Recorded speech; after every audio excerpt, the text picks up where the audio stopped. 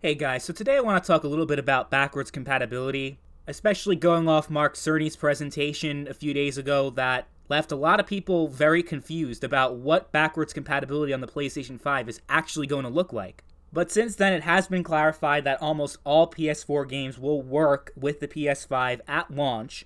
The only thing they really need to test is the boost mode that makes games look better, run better, etc. on the PlayStation 5's hardware. Sony has to test that feature on each individual game and make sure it works, and if it doesn't, if it's not compatible with the boost mode, to make a few tweaks here and there and make it compatible. So that's really what it comes down to with certain games not being compatible, but they will all be compatible. It's just whether or not all the games will actually utilize the boost feature and utilize the upgraded hardware for the PlayStation 5. And it's a similar case with the Series X playing Xbox One games, is that Microsoft has to test they kind of have a similar thing to the PlayStation 5's boost feature where the Xbox One games can utilize the Series X's hardware for games to look better, run better, and all that stuff, right? The thing is, people are still confused about backwards compatibility and don't quite understand what is actually going to happen. And of course, we'll get more details in the future. But the one big thing that people have been talking about is that, well, this means that we're not going to have full backwards compatibility on the PlayStation 5, right? So it comes to the PlayStation 1, PlayStation 2, PlayStation 3. Those games will not be backwards compatible on the PlayStation 5, right? Well, not entirely. So remember, I was one of the first people on YouTube or in the gaming community that made that prediction that the PlayStation 5 will be fully backwards compatible with all the other PlayStations. Before me, there wasn't really anybody else that would make a prediction like that. Then, of course, as time went on, that rumor spread around, and a lot of people seemed to believe it as fact. I made it clear that I did not have any inside information when I made that claim.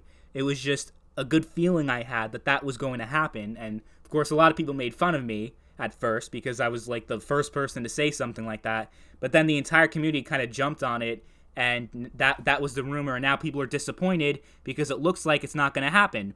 Two things on that. The first thing is Mark Cerny's presentation had to do with the actual hardware of the PlayStation 5, okay?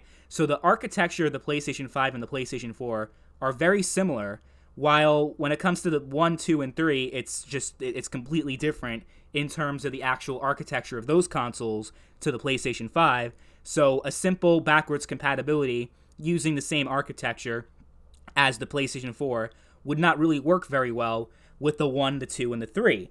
But I made it clear in the video that if backwards compatibility were to happen on the PlayStation 1, 2, and 3, it would work quite differently than that of the PlayStation 4 being backwards compatible with PlayStation 5. So PlayStation 4, Mark Cerny went over the backwards compatibility, and that is direct hardware compatibility, right? The architecture for both consoles are similar enough that it could translate well enough into the next generation console, right? But the PlayStation 3 uses its cell architecture, which is just completely different from that of the PlayStation 4 and the 5, that you would not be able to just simply translate those games into the hardware of the PS5. You would have to have some type of software emulation put in place, like what Microsoft did between the Xbox 360 and the Xbox One, because the architecture for those two consoles were quite different, that they relied on a software emulator to run on the Xbox One in order for backwards compatibility to be possible for 360 games on the One.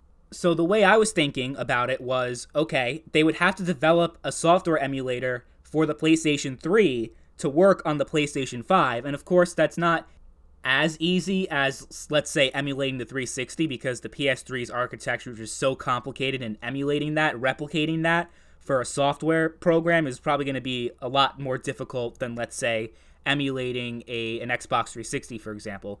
But when it comes to the PlayStation 1 and PlayStation 2, they already have emulators for those consoles. It's just whether or not Sony would be willing to actually have backwards compatibility for those consoles rather than actually having to develop it. They already have it, but it would come down to, okay, if you put your PS2 game, is it going to work? Kind of like with the 360, you put your disc in and you have to download it and use the software and everything, but it could still recognize that you own a copy of that game.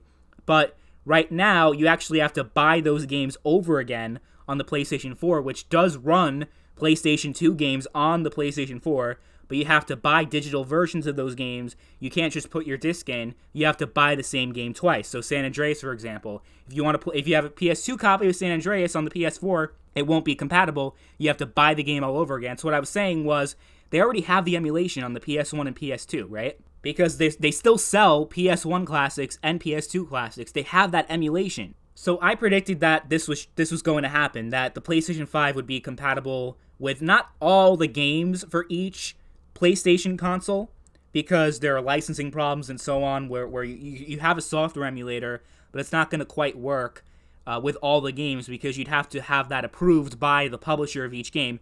So maybe not every game would actually be compatible. All the PlayStation libraries would not be compatible, but across all the generations, I predicted that the PlayStation 5 would be compatible with the PlayStation 1, 2, 3, and 4.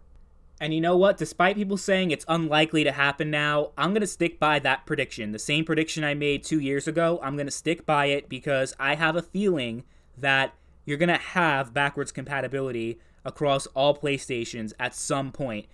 Even if it's not at launch, I think it's still going to happen at some point.